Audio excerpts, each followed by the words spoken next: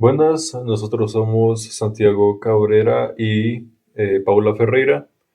Vamos a presentarles el protocolo de esta ocasión. Decidimos titularlo, o bueno, digamos que el diálogo de la clase estuvo en torno a este tema de la colonización de la memoria. Digamos que durante la clase pues, reflexionábamos sobre cómo la colonización pues no solamente significó conquistar territorios, en cuanto al espacio, pues, y el uso de la fuerza, sino también, pues, transformar la manera en la que las personas, pues, entienden su historia, pues, sus tradiciones, su lenguaje y finalmente su identidad, como que su rumbo en la vida. Ese sentido que ya lo vamos a hablar. Entonces, a través de pues, diferentes ejemplos históricos y culturales, pues vimos la manera en la que la memoria colectiva pues, puede modificarse, borrarse o incluso resignificarse. Eso último es muy interesante. Y entonces la sesión se desarrolló alrededor de cuatro temas principales. Decidimos dividirlo en cuatro temas, que serían los siguientes: colonizar el tiempo, segundo sería eliminar la tradición, tercero entender de qué está hecha la memoria, y cuarto, y por último, la codificación de la historia, para hacer un ejercicio de conquista pues, más eficaz, ¿no? Entonces, digamos, para comenzar con los temas, digamos que lo primero que se habló fue, bueno, esto de colonizar el tiempo. Y entonces comenzamos hablando un poco de que pues, la colonización, como un proceso, digamos, no se trataba solamente de un proceso de ocupar pues, territorios, sino también ocupar, podríamos llamarlo así, el tiempo y la memoria pues, de las personas, ¿no? Entonces la clase, digamos que abordó la llegada de Hernán Cortés como una manera pues también de aproximarnos al detonante del resto de asuntos de la clase. Y fue esta cuestión digamos que empezamos a cuestionarnos la manera en la que pues un grupo reducido de hombres pues pudo conquistar grandes ciudades y transformar pues culturas enteras, teniendo en cuenta también pues que esta gente pues tenía, podríamos llamarlo como un arcabuz de mecha o este arma que era en realidad un proceso más pesado o lento. Y entonces intentando hallar una respuesta al cómo pudo hacer eso, cómo pudieron realizar este acto, pues encontramos que la conquista pues también operó desde lo simbólico, ¿no es cierto? Y digamos que fue más eficaz por ese lado, digamos que hay más eficacia en cuanto a la conquista desde este otro punto. Y entonces pues vemos que no solo se impusieron pues las nuevas formas políticas y religiosas, sino pues nuevas maneras de entender la realidad.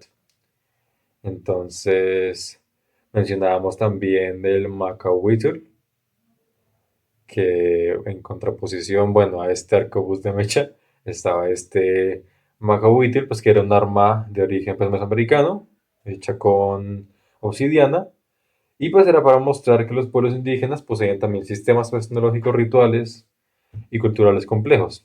Sin embargo, pues vimos que muchos de estos conocimientos fueron, digamos que invisibilizados, o un poco ofuscados, o reducidos dentro de los relatos pues, coloniales.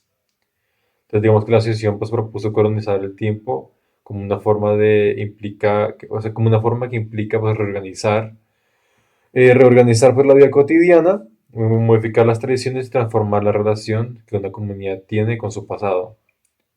Entonces veíamos también, dábamos ejemplos en lo contemporáneo que hacemos nosotros de forma automática, unos rituales que de pronto veríamos tontos, pero en realidad son parte de nuestra organización del ser. Entre esto estaba pues el ducharnos, el si usar toalla o no usar toalla y cómo nos afecta en nuestro conocimiento. Nuestro conocimiento y rumbo pues de vida nuevamente, un orden de las cosas. Entonces, un segundo tema del que hablamos, que fue parte de la discusión de la clase, fue este tema de la eliminación de la tradición. Digamos que se explicó que la colonización pues buscaba borrar ciertos, digamos que rituales y reemplazarlos por otros que funcionaran pues dentro del nuevo, digamos que orden.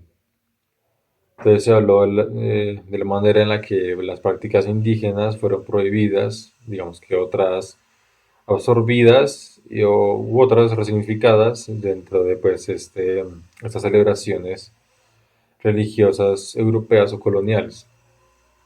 Entonces también se mencionó pues, la importancia del ritual, vuelvo a mencionar lo del anterior punto, pues como elemento que daba orden y sentido a este sistema de la cotidianidad.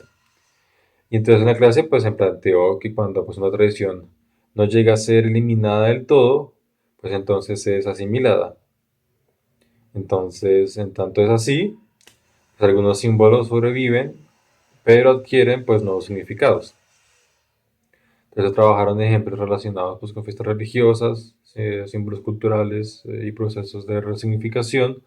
Mencionábamos, por ejemplo, lo que puede ocurrir cuando se genera este impacto, por ejemplo, de transición de baile colectivo al baile individual y lo que simboliza cada uno de ellos, digamos, sobre todo para las creencias, para las creencias de los indígenas, el baile colectivo en forma de serpiente, por ejemplo, convirtiéndose en ese ser al que idolatran, pues tiene un gran impacto cuando encuentra un choque con un nuevo sistema de baile que viene con la otra gente.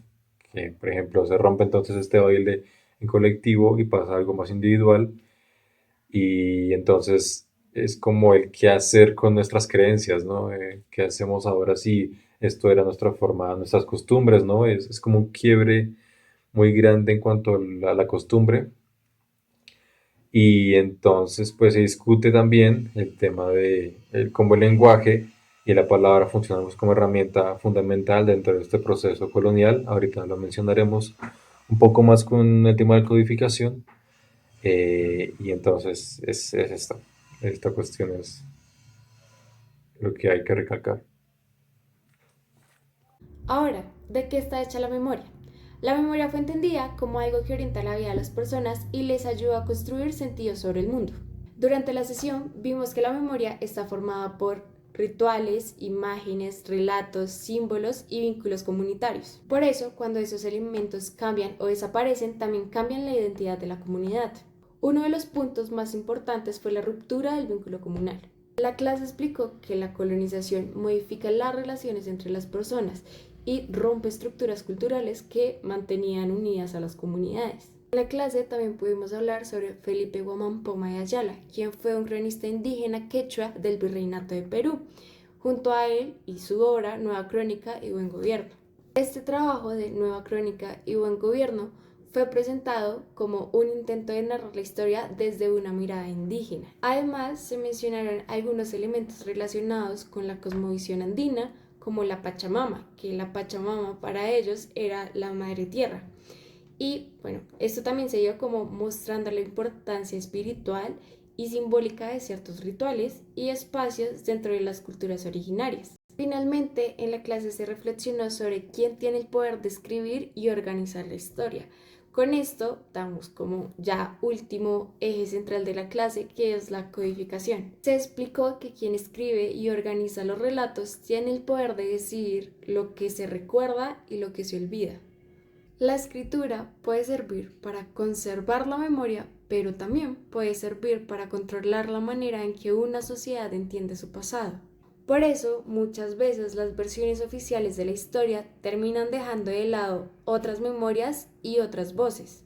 También vimos cómo algunos discursos coloniales terminaron transformando las identidades indígenas y cambiaron el significado de ciertas palabras y algunos símbolos. Esta sesión concluyó con una reflexión sobre la importancia de cuestionarnos sobre las historias oficiales y recuperar memorias que durante mucho tiempo fueron silenciadas. Para finalizar y como un resumen rápido de todo lo que se habló, Se puede decir que esta sesión permitió entender que la colonización no ocurre solamente mediante la ocupación física de un territorio, sino también mediante la transformación de la memoria, las tradiciones y el lenguaje. A través de diferentes ejemplos históricos y culturales pudimos comprender cómo algunas sociedades coloniales pudieron reorganizar las formas de recordar y narrar las historias. Finalmente, esta sesión nos invitó a pensar en la memoria como una forma de resistencia y también como una herramienta para recuperar las identidades y conocimientos que han sido desplazados por los discursos oficiales. Eso sería todo. Gracias.